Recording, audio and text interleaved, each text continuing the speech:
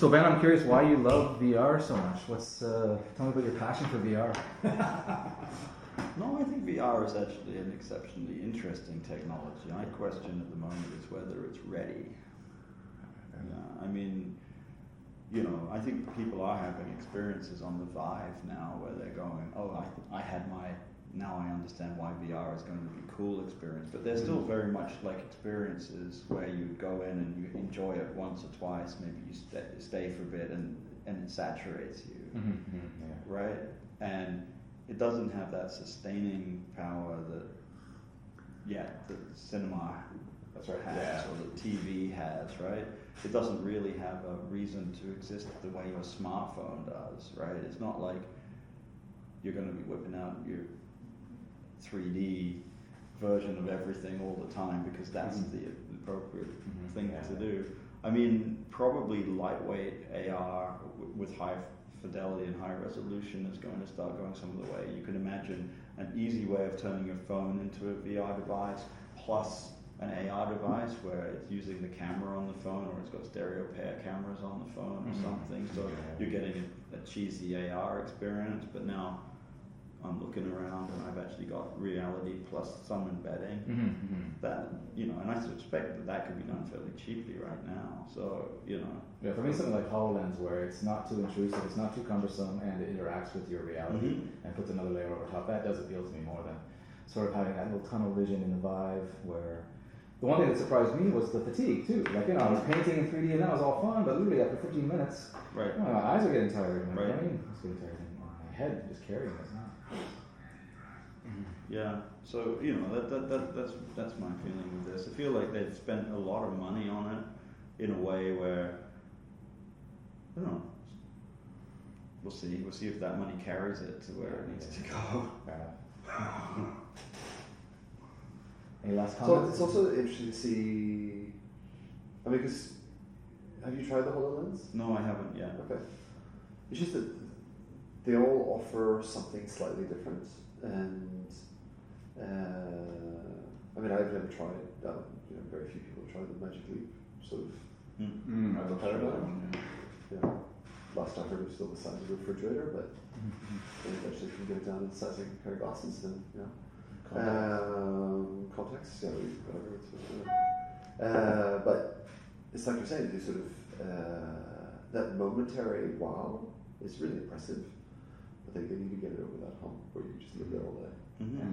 Yeah, I find it also takes some energy. Like, you'd think that a VR, like even a passive VR experience, would not require energy. But like, for example, it was Saturday night. I was exhausted. I'm on season 4 of Game of Thrones now, so that was what I was looking forward to. And I went down into Dave's man cave, which you guys will eventually see is like the ultimate man cave.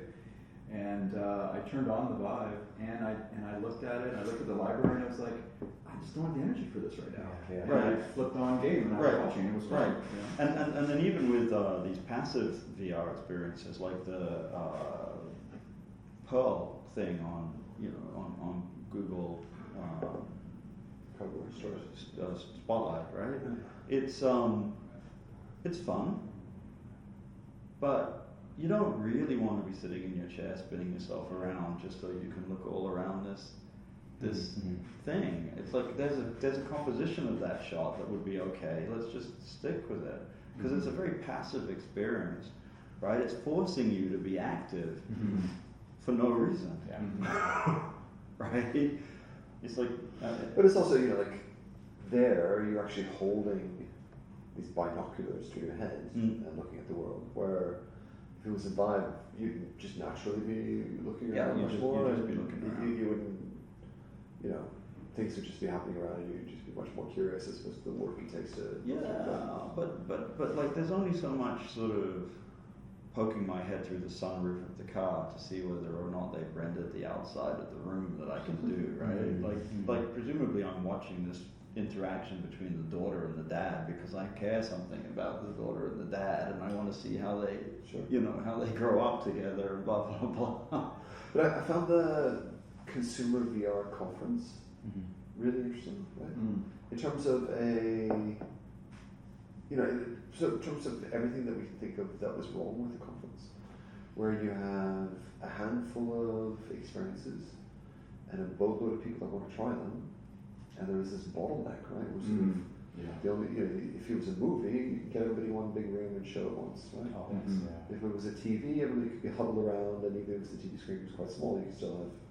But because it's such a solitary experience, that you need this mass of equipment out there. Yeah, totally. Well, but like using your phone is a solitary experience as well. But somehow the proliferation of those devices and the ease of using them means that you cease to realize that. I mean, people make jokes about people using their phone at the dinner table or whatever.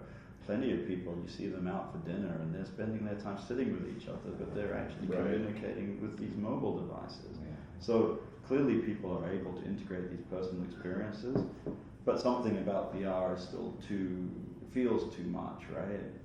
It's cutting you off too much. However, I mean, the big wow for me, I mean, there's that venture capitalist who said, once you see 20 dinosaurs or 20 dragons, like you're sick of seeing dragons, right? So the first time you see a dragon, that's impressive.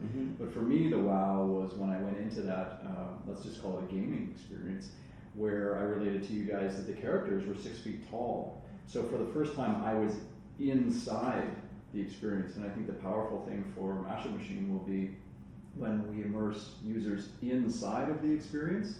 So you're inside the story, and the characters that you're used to seeing on the screen or used to seeing on your phone or on the desktop are your height. And even in this experience, I looked into the eyes of one of the characters, and they had done the eyes so well that it looked like she was looking at me. Right. So that I think will be quite. Even though we're not reliant on VR, that will be, I think, for most people, very powerful. Yeah. I mean, even the Pearl story, I think, is more touching because you feel more engaged with the story than if it was just an animation that way. Yeah, I can't tell yet. I can't tell.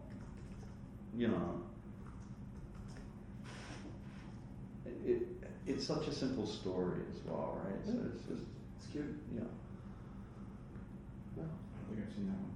Yeah, I've seen it, But yeah, I agree. When it takes the next level of people interacting in VR space, that would be interesting. Or in AR space, where I'm at a party or Daffy Duck, I'm, Mickey Mouse or whatever. That would be fun and engaging for more than 10 minutes. I'm certain that costume party, all right, something with face tracking and all of this face replacement, but it's really going on in the world. Yeah. But provided those things aren't so intrusive, right? Because almost like if you have these intrusive devices on your head, you're forced to put fake heads over the top of everything in order to sort of hide the fact that everybody's lost behind a visor. So or using it to hide the pollution in Beijing. Right. What a lovely day. There's some party game, right, which is just everybody gets a giant head. Yeah. So now everybody can be there in AR, but because AR is so bulky, you don't notice it, and you use it to your creative advantage, right? But I'm sure that would sell. It's gonna be huge. Early days, indeed. Right on. Thanks, guys. Okay. So, thanks, David. Yeah.